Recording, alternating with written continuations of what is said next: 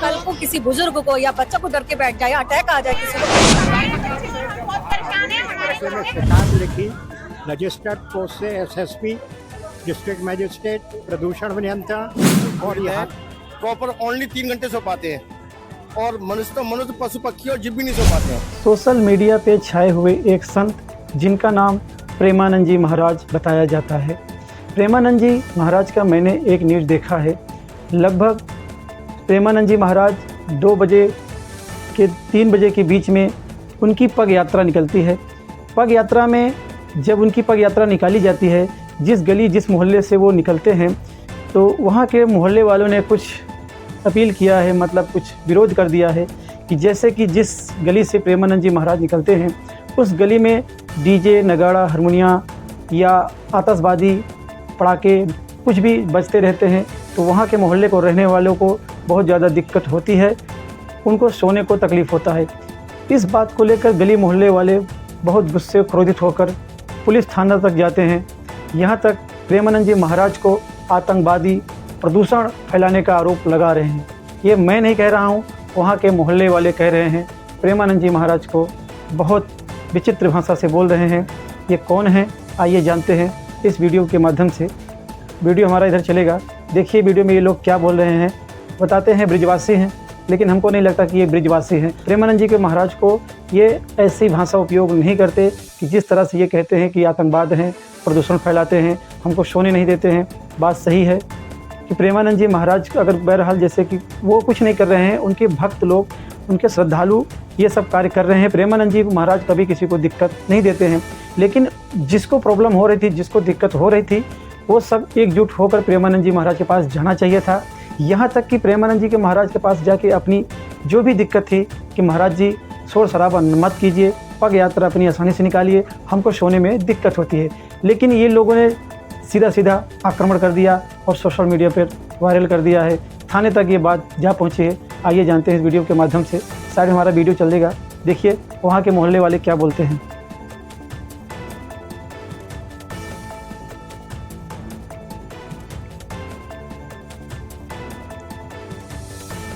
Video चलेगा, देखिए video में क्या होता है।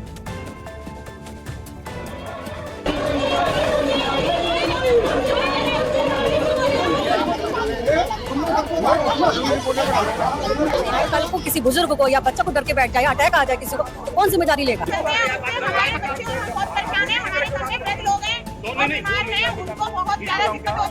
मैंने इस मामले में शिकायत लिखी रजिस्टर्ड पोस्ट से एसएसपी डिस्ट्रिक्ट मजिस्ट्रेट प्रदूषण नियंत्रण और यहाँ का प्रभारी निरीक्षक पुलिस को। किसी ने कोई जवाब नहीं दिया। प्रदूषण विभाग ने चिट्ठी लिखी यहाँ के प्रभारी को, उसने कहा जब तक आदेश नहीं आएगा ऊपर से हम नहीं कर सकते, ये मामला भक्ति का, भक्तों का मामला है। कोई सुनवाई नहीं हो रही है उसकी। और नित्य रात्रि 2 बजे से उनके लोग जो हैं गाड़ी, कार के ऊपर, जीप के ऊपर लाउड स्पीकर लगा के भजन शुरू कर देते हैं। महाराज जी 2:30 बजे तक आते हैं, उसके आगे भजन चलते रहते हैं, लाउड स्पीकर चलता रहता है, बैंड बाजे बजते रहते हैं, डमरू बजते रहते हैं। उन सबकी हमारे पास वीडियो है, जिससे सभी लोग पीड़ित हैं। प्रॉपर ओनली 3 घंटे सो पाते हैं और मनुष्य पशु पक्षी और जीव भी नहीं सो पाते हैं। मतलब आतंकवाद सा हमको फील होता है। हम संतों का बहुत सम्मान करते हैं, पर कभी भी हमारे यहाँ प्रभात फेरी निकलती थी, शाम फेरी निकलती थी, रात्रि फेरी कभी नहीं निकलती थी। 1 बजे से और 3 बजे तक इतना उधम होता है जिसको मैं आतंकवाद कहूँगा। 1.5 साल से यही देख रही हूँ कि महाराज जी का दिन पर दिन ये सब बढ़ता जा रहा है। रंगोली बनाना, ढोल नगाड़े निकलने और मोर भी नाच रहे हैं। और ये इनका 2:30 बजे निकलते हैं, बट 11:30 बजे से शुरू हो जाता है। और किसी को अगर 12 बजे या 11 बजे आना हो तो घुसने नहीं देते हैं। इनका मोटी मोटी रस्सियां लग जाती हैं और साथ में प्रशासन चलता है। और तो और इनसे ये भी नहीं होता तो इनकी दिवाली बनती है। ये बड़े बड़े इनके ना अनार बम पटाखे चलते हैं। कल को किसी बुजुर्ग को या बच्चा को डर के बैठ जाए, अटैक आ जाए किसी को, तो कौन जिम्मेदारी लेगा? प्रेमानंद जी महाराज जी, इनकी एक पद यात्रा निकलती है रात को 2 से 3 बजे के बीच में। हमारी सोसाइटी बिल्कुल ऑन रोड है। ये अपने वहाँ से ढोल लगाड़े पटाखे बजते हुए आते हैं, चलते हैं। भयंकर रात को इतना बड़ा माहौल था पटाखे बैंड बाजों का, सोसाइटी में बच्चे चीखने लगे। मैं एकदम जग के भागा, मैंने देखा क्या घटना हुई। प्रेसिडेंट होने के नाते तो मैंने देखा कि उनकी बैंड द्वारा ये बारात निकल रही थी, बाकी उनके साथ पुलिस रहती है। और ये रास्ता हमारी गेट के सामने हमारे रास्ता लगा रखा था। अब यहाँ हमारे यहाँ किसी की एक दिन तबीयत खराब हुई, बुजुर्ग आदमी थे, उनको हम हॉस्पिटल ले जा रहे थे, निकलने नहीं दिया रास्ते में। तो क्या उनको मेरे प्रेसिडेंट के नाते उनको यहाँ मरने के लिए नहीं छोड़ूंगा? तो मेरा महाराज जी से ये करबद्ध निवेदन है। महाराज जी कहते हैं मैं ब्रजवासियों का शरणों का धोखे पीता हूँ। एक ब्रजवासी होने के नाते मैं महाराज जी से आग्रह करना चाहूंगा कि ये अपनी पदयात्रा को शांतिपूर्ण तरीके से निकालें। ये ढोल लगाड़े बैंड बाजे ना बजाएं, जिससे सोसाइटी का यहाँ सोने वालों का सब का जीवन नरक बने।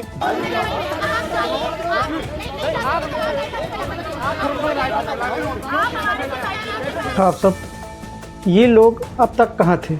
मतलब जब प्रेमानंद जी महाराज लगभग 2 से 2.5 साल के बीच में, आज तो पहली बार पग यात्रा नहीं निकल रही है, ये लोग पहले कहाँ थे? सो रहे थे, अब जाके उठे हुए हैं। शायद 2-2.5 साल तक सो रहे थे, अब ये जाके उठे हुए हैं। इनकी नींद खुली है, अब इनको तकलीफ़ हो रही है। ये लोग कोई ऐसे वैसे नहीं है। हमको लगता है कि प्रेमानंद जी महाराज को फंसाने के लोगों की चाल है। ये लोग सो रहे थे, अब जगे हुए हैं। अब शायद प्रेमानंद जी महाराज को टारगेट करेंगे, क्योंकि इन लोगों की बोली और भाषा से ही लग रहा है कि ये लोग ब्रजवासी नहीं हैं। ब्रजवासी होते तो ब्रजवासी का आदर करते, एक संत का सम्मान करते, उनकी अनादर, आतंकवाद, प्रदूषण फैलाने का आरोप नहीं लगाते, उनके पास सीधा जाते, भगवान मुझे ये प्रॉब्लम है, मुझे दिक्कत होती है, मेरे बच्चे सो नहीं पाते, मेरे पति सुबह ड्यूटी जाते हैं। तो प्रेमानंद जी महाराज इतने निर्दयी नहीं हैं कि आपको तकलीफ़ देकर अपनी खुशियाँ मनाएंगे, रोड पर पग यात्रा करेंगे। इतने निर्दयी प्रेमानंद जी महाराज नहीं हैं।